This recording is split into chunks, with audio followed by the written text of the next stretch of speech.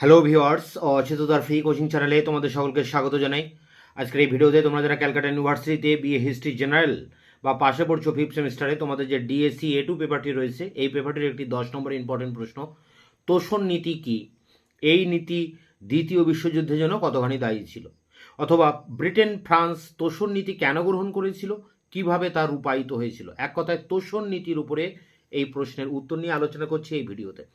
দেখো, উত্তরটি তোমরা যেভাবে লিখবে: বিংশ শতকের 3-এর দশকে ইউরোপের একনায়কতন্ত্রী দেশগুলির আগ্রাসনের বিরুদ্ধে ইঙ্গো ফরাসি শক্তি কোনো রকম প্রতিরোধের বদলে যে আপোষ নীতি গ্রহণ করেছিল তাকেই তোষণ নীতি বলা হয়। সোভিয়েত সাম্যবাদ, জার্মানিতে হিটলারের নেতৃত্বে নাৎসিবাদ ও ইতালিতে মুসোলিনির নেতৃত্বে ফ্যাসিবাদের উত্থান ঘটলে আন্তর্জাতিক রাজনীতিতে যে ভীতি জন্মায় তা থেকে মুক্তি পেতে অবলম্বন করা হয় তোষণ নীতির।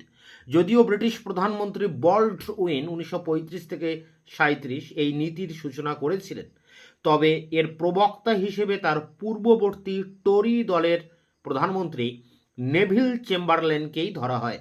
তোষণ নীতি আসলে ছিল একটি ভ্রান্ত নীতি।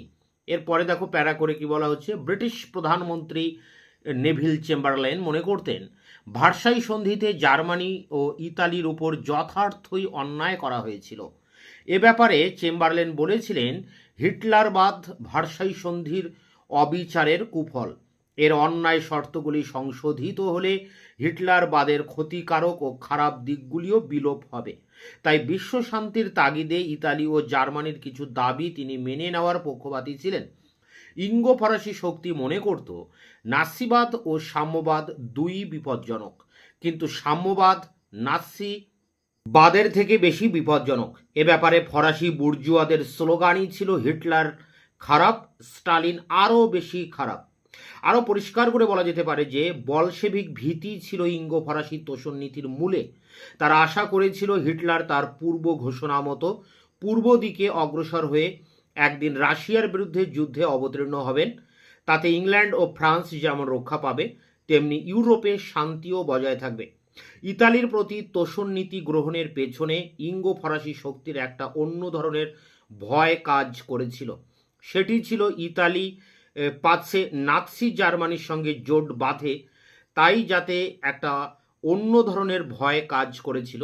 সেটি হলো ইতালি পাচ্ছে নাৎসি জার্মানির সঙ্গে জোট বাঁধে, তাই যাতে জোট না বাঁধতে পারে সেদিকে নিশ্চিত হতে ইঙ্গো ফরাসি শক্তি ইতালিকে তোষণ করেছিল, কিন্তু তাতে শেষ রক্ষা হয়নি। প্যারা করে দেখো, ইতালি আবিসনিয়া আক্রমণ করলে 1935 জাতিসংঘ তার বিরুদ্ধে অবরোধের ডাক দেয়। জাতিসংঘের প্রথম সারির শক্তিশালী সদস্য হলেও ব্রিটেন কিন্তু ওই ডাক উপেক্ষা করে নানাভাবে ইতালিকে সাহায্য করে যায়। ভার্সাই চুক্তির শর্তকে লঙ্ঘন করে জার্মানি যে অস্ত্রসজ্জা করেছিল, ব্রিটেন জার্মানিকে তোষণ করার জন্য তা মেনে নিয়েছিল। শুধু তাই নয়, ইঙ্গো জার্মান নৌ চুক্তি 1935 নামে একটি সামরিক চুক্তিও দুই দেশের মধ্যে স্বাক্ষরিত হয়। ওই চুক্তিতে জার্মানিকে ব্রিটিশ নৌবহরের 35% পর্যন্ত নৌবহর রাখার অনুমতি দেওয়া হয়। ভার্সাই ও লোকার্নো চুক্তির শর্তাবলী উপেক্ষা করে জার্মানি রাইন উপত্যকা অঞ্চলে অস্ত্রসজ্জা শুরু করে এবং বিনা বাধায় অঞ্চলটি দখল করে নেয় 1936 খ্রিস্টাব্দ। ইংল্যান্ড বা ফ্রান্স প্রতিবাদ করা তো দূরের কথা, বরং জার্মানির ওই আগ্রাসনকেই সমর্থন করে।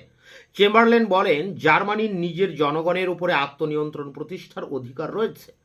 প্যারাগুয়ে স্পেনের গৃহযুদ্ধে জার্মানি ও ইতালি বিদ্রোহীদের নেতা জেনারেল ফ্রাঙ্কোর সমর্থনে এগিয়ে গেলে ইংল্যান্ড ও ফ্রান্স সম্পূর্ণভাবে নিরপেক্ষতা অবলম্বন করে, যার জন্য হিটলার ও মুসোলিনি আরও ভয়ঙ্কর হয়ে ওঠেন। হিটলার আনসুলুস অর্থাৎ সংযুক্তিকরণ নীতি অনুসারে জার্মানির সঙ্গে অস্ট্রিয়াকে যুক্ত করলে ব্রিটিশ দূত নেভিল হেন্ডারসন বলেছিলেন, শান্তিপূর্ণভাবে সংযুক্তিকরণ হলে ব্রিটেন বিরোধিতা করবে না। আর ফ্রান্স এ ব্যাপারে সাবধান বাণী উচ্চারণ করলেও অস্ট্রিয়াকে রক্ষা করতে এগিয়ে আসেনি। ইঙ্গো ফরাসি তোষণের ফলে হিটলারের সাম্রাজ্যবাদী আগ্রাসন বৃদ্ধি পায়। হিটলার যখন চেকোস্লোভাকিয়ার সুদেতান অঞ্চল আক্রমণে উদ্যত, তখন ব্রিটিশ প্রধানমন্ত্রী চেম্বারলেন স্বয়ং বার্লিনে এসে হিটলারের সঙ্গে আলোচনায় বসেন। পরে মুসোলিনির মধ্যস্থতায় চেম্বারলেন ফরাসি প্রধানমন্ত্রী দালাদিয়ের হিটলার ও মুসোলিনির মধ্যে সম্পাদিত হয় মিউনিক চুক্তি 1938। চুক্তি অনুসারে বিনা যুদ্ধেই চেকোস্লোভাকিয়ার এক বিশাল অঞ্চল প্রায় 11,000 বর্গমাইল সুদেতান অঞ্চল জার্মানির হাতে তুলে দেওয়া হয়। চেম্বারলেন হিটলারের প্রতি সমর্থন জানিয়ে বলেন, চেকোস্লোভাকিয়ার সুদেতান অঞ্চল জার্মানির ন্যায্য পাওনা। জার্মানির প্রতি এমন নির্লজ্জ তোষণের উদাহরণ দ্বিতীয়টি নেই। এফ.এল. শুম্যানের মতে মিউনিক চুক্তি চূড়ান্ত তোষণ নীতির বহিঃপ্রকাশ এবং পশ্চিমী গণতন্ত্রের মৃত্যু পরোয়ানা। প্যারা করে মিউনিক চুক্তি স্বাক্ষর করার সময় হিটলার চেকোস্লোভাকিয়ার অবশিষ্ট অংশের সার্বভৌমত্ব রক্ষার প্রতিশ্রুতি দিয়েছিলেন, কিন্তু মাত্র 6 মাসের মধ্যেই তিনি সমগ্র চেকোস্লোভাকিয়া দখল করে তোষণ নীতির অসারতা প্রমাণ করে দেন। তোষণ নীতির মাধ্যমে হিটলারকে খুশি রেখে ইঙ্গো ফরাসি পক্ষ মনে করেছিলেন ইউরোপে শান্তি বজায় রাখতে পারবে, কিন্তু এই তোষণ হিটলারের অহমিকা ও রাজ্য স্পৃহা এমনই বাড়িয়ে দিয়েছিল যে দ্বিতীয় বিশ্বযুদ্ধ অনিবার্য হয়ে উঠেছিল। পোল্যান্ড করিডোরের দাবি জানিয়ে প্রত্যাখ্যাত হিটলার যখন পোল্যান্ড আক্রমণ করলেন, তখন দেরিতে হলেও তোষণ নীতি বর্জন করে ইংল্যান্ড ও ফ্রান্স পোল্যান্ডের পাশে গিয়ে দাঁড়ায়, শুরু হয়ে যায় দ্বিতীয় বিশ্বযুদ্ধ।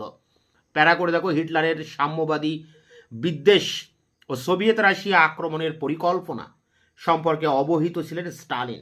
তিনি চেয়েছিলেন জার্মান আগ্রাসনকে কিছুদিনের জন্য পিছিয়ে দিতে আর সেই ফাঁকে রাশিয়ার শক্তি বৃদ্ধি করে নিতে। এদিকে তোষণ নীতিতে আচ্ছন্ন ব্রিটেন ও ফ্রান্স রাশিয়ার সঙ্গে কোনো চুক্তিতেই আবদ্ধ হতে চায়নি। এক্ষেত্রে তাদের ভয় ছিল রাশিয়ার সঙ্গে সামরিক চুক্তিতে আবদ্ধ হলে জার্মানি ক্ষুব্ধ হয়ে তাদের বিরুদ্ধে যুদ্ধে নামবে। এই পরিস্থিতিতে সোভিয়েত রাশিয়া জার্মানির সঙ্গে রুশ জার্মান অনাক্রমণ চুক্তি স্বাক্ষর করে 1939-এর 23 আগস্ট।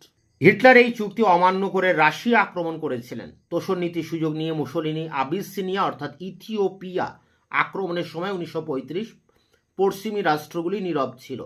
হিটলার এতে উৎসাহিত হয়ে রাইন অঞ্চলে সেনা সমাবেশ করেন 1936। এতেও জাতিসংঘ নীরব রইল। এর ফলে জাতিসংঘের যৌথ নিরাপত্তা ব্যবস্থার সমাধি রচিত হয়। প্যারা করে এটি শেষ প্যারা। সাহসের সঙ্গে তোষণ নীতিকে ঝেড়ে ফেলে ইঙ্গো ফরাসি নেতৃবৃন্দের উচিত ছিল স্পেনের গৃহযুদ্ধের সময় 1936 হিটলার ও মুসোলিনির মুখোমুখি দাঁড়ানো। তা যদি তারা পারতেন, তবে মুসোলিনি বা হিটলার ততখানি সাম্রাজ্যবাদী হয়ে উঠতে পারতেন না। কাজেই তোষণ নীতি নিশ্চিতভাবে ছিল ভ্রান্ত ও অদূরদর্শী। ঐতিহাসিক ডেভিড টমসনের মতে যে যুক্তিগুলির উপর তোষণ নীতি দাঁড়িয়েছিল সেগুলি চূড়ান্ত ভ্রান্ত হিসেবে প্রমাণিত। এই কথাটাই এখানে ইংরেজিতে লেখা আছে। তো এই ছিল তোষণ নীতির সম্পর্কে 10 নম্বরের কোশ্চেন অ্যান্সার। এটি সংগ্রহ করে পরীক্ষার প্রস্তুতি নাও। তোমাদের এই পেপারের অনেকগুলি প্রশ্নের উত্তর আমি ইতিমধ্যে চ্যানেলে আপলোড করে দিয়েছি। দেখা হচ্ছে অন্য কোনো ভিডিও ক্লাসে। ততক্ষণে তোমরা চ্যানেলকে সাবস্ক্রাইব করে রাখবে, বন্ধুদের কাছে শেয়ার করবে, নিজেদের মতামত জানাবে কমেন্ট সেকশনে। ভিডিওটি ভালো লাগলে অবশ্যই একটা লাইক দেবে।